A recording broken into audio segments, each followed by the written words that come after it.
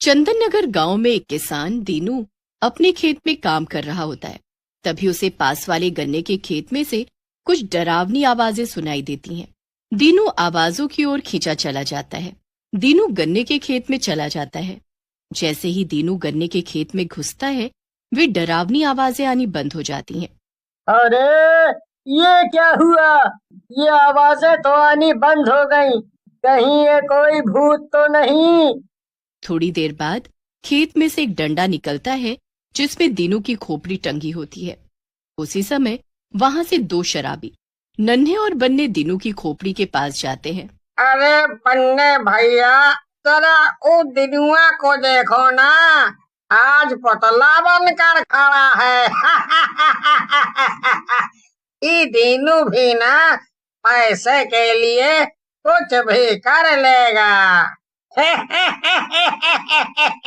सही कह रहे हो नन्हे भैया, लेकिन एक बात बताओ, इसका धड़ कहाँ गया? कहीं बेच कर तो नहीं खा गया है? नन्हे खोपड़ी देखकर बेहोश हो जाता है। अरे मुझे तो चक्कर आ रहे हैं। ये तो दीनू की खोपड़ी है, बचाओ! नन्हे के बेहोश होने के बाद बन्ने वहां से भाग लेता है और दीनू की बीवी रजनी के पास पहुंचता है और बोलता है, अरे रजनी भाभी, गजब हो गया, गजब। मैंने तो आज पता नहीं क्या देख लिया था, बहुत ही डरावना था। बन्ने की बात सुनकर रजनी को गुस्सा आ जाता है और वो बोलती है, एक तो बन्ने भैया, तुम ना दारू पीकर मत आया करो हमारे यहाँ। बिल्कुल सुअर जैसे लगते हो दारू पीने के बाद, और आपके मुंह से भी गटर जैसी बदबू आती है। रजनी की बात सुनकर बन्ने बोलता है, गुस्सा बाद में करना रजनी भाभी, पहले मेरी बात सुनो जो मैं बताने आया हूँ। ऐसा कहकर बन्ने रजनी को दीनू के बारे में बताने लगता है। बन्ने की बात सुनने के बाद रजनी भागती हुई खेतों में पहुंचती है। गांव वाले भी वहां आ जाते हैं। किशन दीनू की गर्दन को देखकर कर्मा से बोलता है, देखो कर्मा भैया, देखो कातिल ने कितनी भयानक तरीके से मारा है। पता नहीं बेचारे का धड़ कहाँ चला गया है। सही कह रहे हो किशन भाई, कोई इंसान इतनी बुरी तरह से किसी दूसरे इंसान को नहीं मार सकता है। ये किसी शैतानी आत्मा या चुड़ैल का काम लगता है। फिर गांव वाले मिलकर दीनू का शरीर ढूंढते हैं और अंतिम संस्कार कर देते हैं। रजनी गांव के सरपंच कैलाश के पास जाती है और उन्हें अपनी आप बीती बताती है। रजनी की बात सुनकर सरपंच जी बोलते हैं, बेटी रजनी, मुझे थोड़ा समय दो। मैं दीनू बेटे की मौत के कारण का पता लगा कर रहूंगा। ये अनहोनी जिसने भी की है, हम उसे छोड़ेंगे नहीं, चाहे वो इंसान हो या शैतान। अगले दिन सरपंच, नन्हे और बन्ने तीनों उसी गन्ने के खेत में जाते हैं। काफी देर ढूंढने के बाद भी वहां कुछ नहीं मिलता है। सरपंच जी बोलते हैं, नन्हे और बन्ने, इतना समय हो गया लेकिन कोई नहीं दिख रहा है यहाँ। ऐसे तो हम थक जाएंगे। सही कह रहे हो मालिक, मैं तो कहता हूँ चलते ही हैं। आपकी भी उम्र हो गई है, कहीं दिल का दौरा आ गया तो लेने के देने पड़ सकते हैं। वैसे मैं तो कहता हूँ इस खेत को ही आग लगा देते हैं। जो कोई भी होगा इस खेत में जल जाएगा। फिर सरपंच के कहने पर नन्हे और बन्ने खेत को आग लगा देते हैं और वहां से चले जाते हैं। अगले दिन मनोहर नाम का एक गांव वाला सरपंच के पास आता है और बोलता है, अरे सरपंच जी, गजब हो गया। जिस खेत को आपने जलवाया था वहाँ तो गन्ने फिर से उग गए हैं। ये कैसे हो सकता है? मैंने तो खुद ही आग लगवाई थी।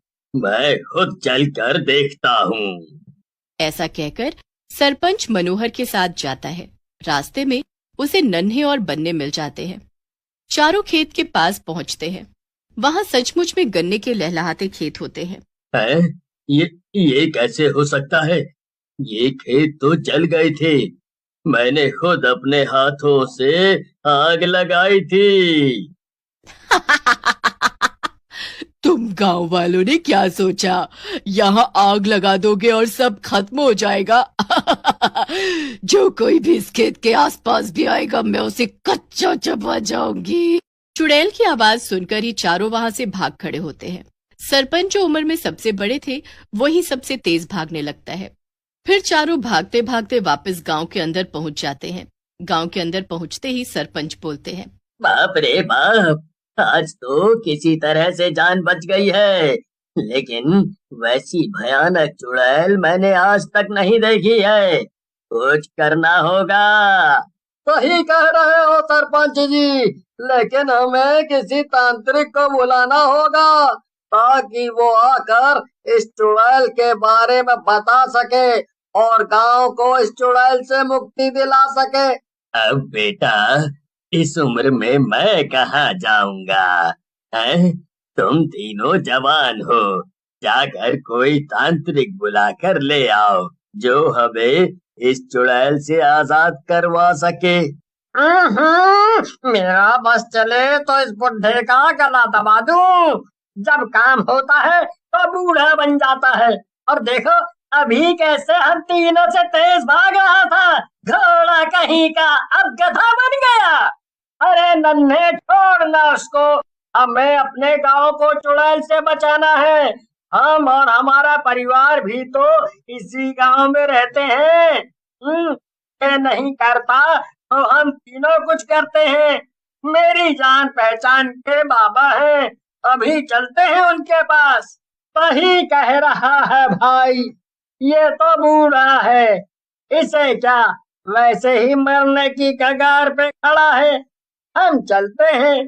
फिर नन्हे बन्ने और मनोहर तांत्रिक के पास पहुंच जाते हैं और तांत्रिक को चुड़ैल के बारे में बताते हैं, जिसे सुनकर तांत्रिक बोलता है, बेटा, इस खेत के नीचे किसी औरत को मार कर गाड़ दिया गया था। ये चुड़ैल उसी की आत्मा है। वो सब गांव वालों को अपना दुश्मन समझ रही है और उन्हें मार रही है। लेकिन बाबा, कोई चुड़ैल पूरे गांव को अपना दुश्मन कैसे बना सकती है? ये तो बात कुछ समझ नहीं आ रही है।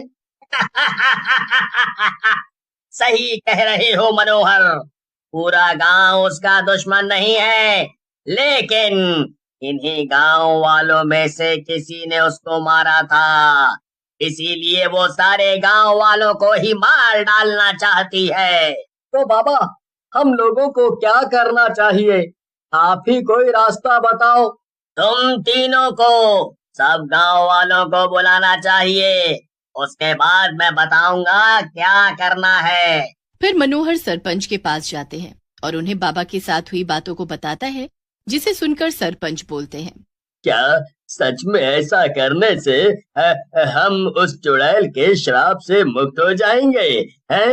अगर ऐसा हुआ तो मजा ही आ जाएगा।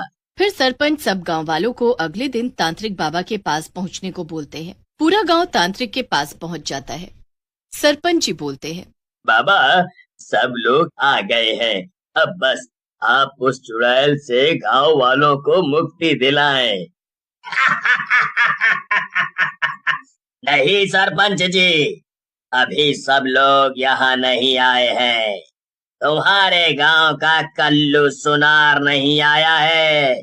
फिर सरपंच जी के कहने पर गांव के कुछ लोग कल्लू सुनार को पकड़कर ले आते हैं।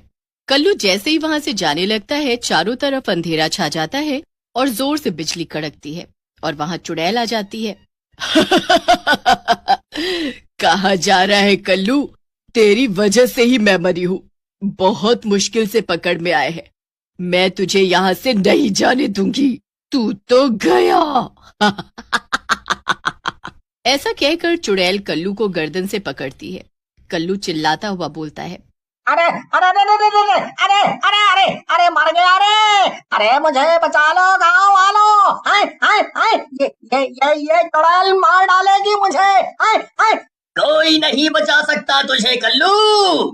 तूने अपने ब्याज के पैसों के लालच में एक औरत को मार डाला। गाँव वालों, अब तुम सब लोगों को डरने की जरूरत नहीं है। मुझे अपना दुश्मन मिल गया है। मैं इसे लेकर जा रही हूँ। इसे भी मैं तिल तिल करके मारूंगी। इतनी आसान मौत नहीं दूंगी। ऐसा बोलकर चुड़ैल कल्लू को लेकर वहां से चली जाती है।